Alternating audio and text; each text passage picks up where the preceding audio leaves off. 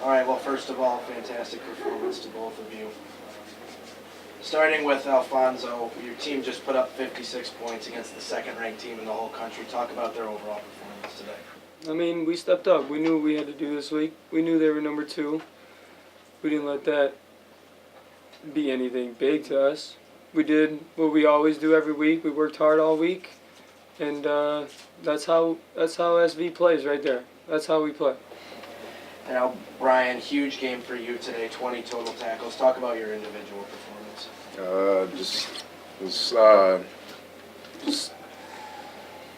don't know, I just don't like talking about myself, I guess. I don't know, it's just a lot of guys put me in some good situations just to help me finish, and I'm proud of everybody that stepped in to play today. And I know we had a couple injuries, and it's really hurting us, and we've had a lot of guys that were backups who came in and started and played just phenomenal. I'm proud of them. I know there's some things we got to fix. No team's perfect.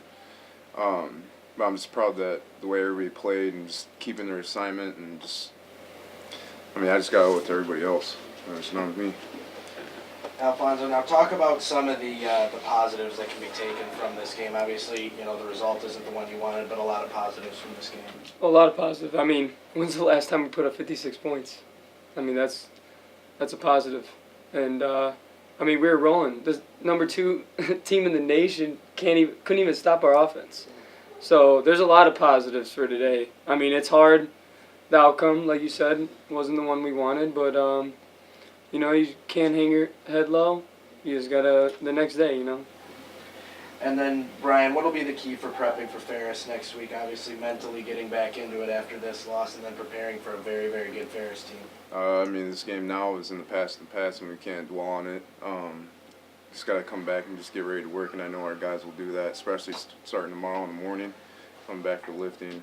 We always get at it Sunday night practice, and I know if we just keep doing our thing and just keep mentally preparation is on high point, then I think we'll be straight for this next week. Just got to be ready to attack the perimeter and just hold them to a few as hard as they can get.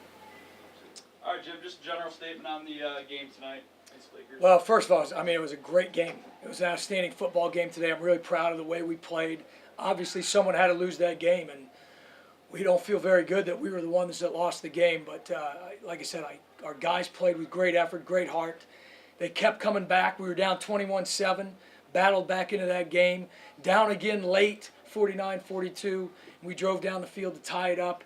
Responded every single time except for that last time, and against a great football team. Let's face it, that's a great football team that showed up today. We went toe-to-toe with them.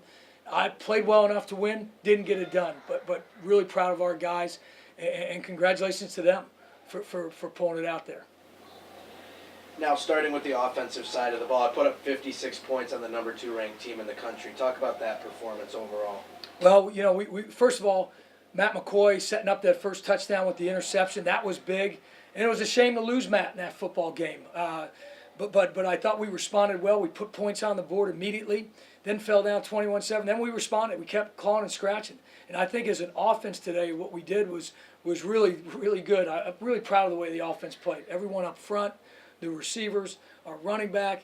And let me tell you guys, our quarterback got hit just about every time he went back to pass. He took a beating today and kept getting up and kept firing. So that's the way you play offensive football. You claw and scratch for every inch. Your guys up front block as hard as they can block. Guys make plays on the football. Your quarterback plays tough and throws good footballs, and your backs run hard. And that's what happened today, and we put the ball in the end zone quite a few times.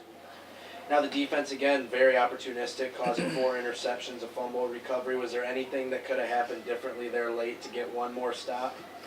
I think Grand Valley started wearing us down. They didn't put the ball up, it seemed like, for about 30 plays in a row. After the last interception, I think they said they were going to go mostly with the ground game. They did. It was effective. We had a lot of guys get beat up, playing a lot of young guys in there today, and we held up and played as hard as we could, but I think their commitment to just run it every single down wore us down a little bit. I don't think there's anything else we could have done. We were loading the box with as many people as we could, knowing they were going to run it. Our guys played hard. They were able to score and get the yards they needed. Any thought of going for 2 there at the end of regulation? Well, we look back on it now, and obviously, we used up our 2-point play. We go in every game with two 2-point plays, and we ran the first one. We had the second one ready to go, but we had used it at another point in the game, and we just felt like, listen, we got the momentum back. We were going to switch sides and go down to the student section, and we still felt confident that we were going to win the football game. Obviously, hindsight's 20/20. You look back, but you can't. You can't. I mean, we were hanging in there, responding every single time. Once again, they made the last play that it took to win the game, and we didn't, and it is what it is. But yeah, I don't think we want to look back at all. I think we want to look forward and start getting ready for this next one. That leads into this question. Now, how do you get over this loss mentally and start prepping again for a very, very good Ferris team? Well, we just talked about it in the locker room. This group of guys, we got a lot of high character individuals. The way we responded when we were down in that football game all day long is the way we'll respond this week. That's what I expect out of them, and I think that's what they expect out of themselves. They're going to bounce back from this. We've bounced back from stuff before. This team is very resilient. It knows how to handle adversity, and we'll show up tomorrow ready to go. Now, we're going to be bumped and bruised up a little bit right now. And I think as coaches, we got to get our guys recovered so we can go into next week with a full tank of gas.